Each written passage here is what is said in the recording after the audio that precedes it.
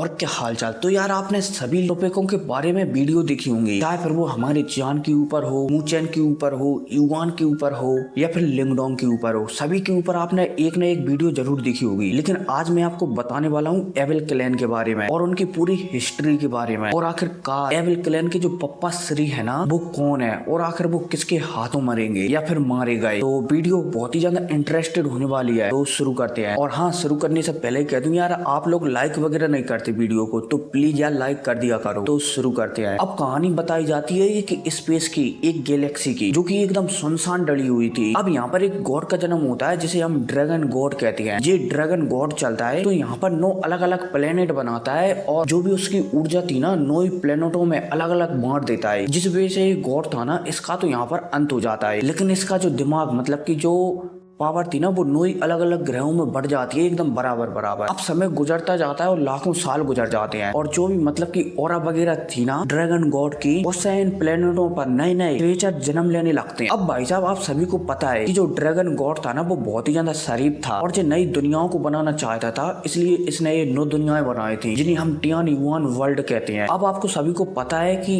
एक इंसान चाहे फिर वो कोई भी हो, एक उसकी अच्छी साइड होती है, एक उसकी बुरी साइड होती है। तो जो अच्छी साइड है ना वो भी इन 9 दुनियाओं में पनपने लगी है और जो बुरी साइड है ना वो भी इन 9 दुनियाओं में पनपने लगी है। अब समय गुजरता जाता है और लाख साल गुजर जाते हैं तो जो बुरी शक्तियां थी ना वो पैदा होने लगती हैं। अब जब ड्रैगन गॉड को इन बुरी शक्तियों का महसूस होता है ना तो ये इसे अपने तरीके से मिटाने लगते हैं, क्योंकि ड्रैगन गॉड ने जो 9 जो भी मतलब की ग्रह वगैरह बनाए हुए थे ना उनका उसमें अंश था, तो कहीं ना कहीं वो जिंदा तो थे, तो वो इन्हें मिटाने लगते हैं। लेकिन जो ड्रैगन गॉड थे ना उनका एक मतलब की सपना था कि इस दुनिया में भी मतलब की जो भी उन्होंने 9 दुनियाएं बनाई है ना, इस दुनिया में भी वो गॉड का जन्म कर सकें ताकि अच्छाई सारी दुनिया में फैले। लेकिन क्या है ना कि उनका जो भी इरादा है ना वो उल्टा पड़ जाता है और जो भी उन्होंने गॉड बनने की इस दुनिया में शक्तियां छोड़ी थी ना वो सब बुरे गॉड के पास पहुंच जाती हैं। जो भी मतलब की बुरी शक्तियां एकत्रित हो रही थी ना उनके पास पहुंच जाती हैं और वो बंदा चलता है तो वो गॉड बन जाता है। अब भाई साहब जब वो बंदा गॉड बनता है ना तो जो ड्रैगन गॉड थे ना वो तो पहले ही अपनी ऊर्जा को 9 दुनियाओं में बांट चुके थे। तो जो बुरा गॉड बनता है ना, जो 9 दुनियाएं थी ना उनमें से 5 दुनियाओं पर कंट्रोल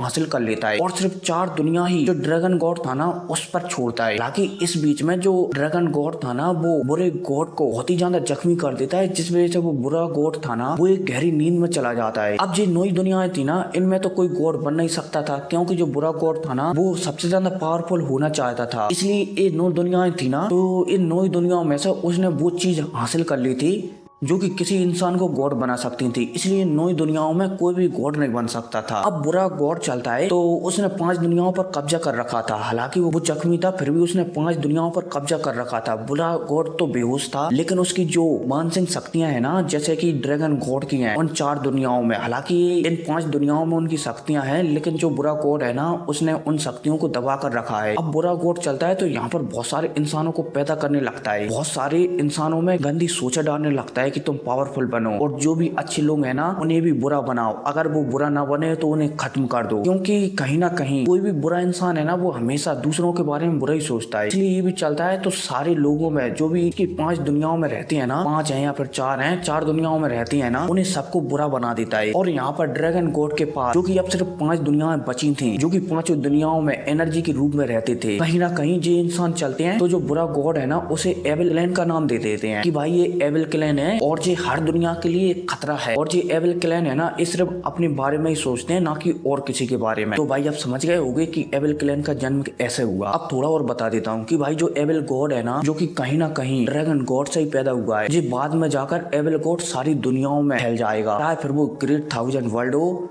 या फिर लिंगडोंग का वर्ल्ड हो या फिर हमारे हीरो जियान का वर्ल्ड हो, सब में धीरे धीरे ये अपनी नसें फैला देंगे। अब वो एक अलग टॉपिक है कि यहाँ पर जो सबसे पहला एविल गॉड है वो कैसे खत्म होगा और उसे कौन मारेगा। लेकिन जो एविल क्लैन है ना उसका जन्म ऐसा ही हुआ है। हर कोई नहीं, अगर आपको और किसी बात को जानना हो या फिर कोई भी सवाल जवाब होना एविल क्लैन का या फिर और किसी का, तो आप कमेंट कर बता सकते हो। और हाँ, मैंने Q&A की वीडियो बनाई थी तो उसकी वीडियो भी बहुत जल्द आने वाली है जिसमें मैं आपके सवालों का जवाब दूंगा। ठीक है, तो मिलते हैं अगली वीडियो में। और हाँ यार, आप लोग चैनल को सब्सक्राइब नहीं करते तो प्लीज यार चैनल को सब्सक्राइब कर देना। मिलते हैं अगली वीडियो में। Take care, bye.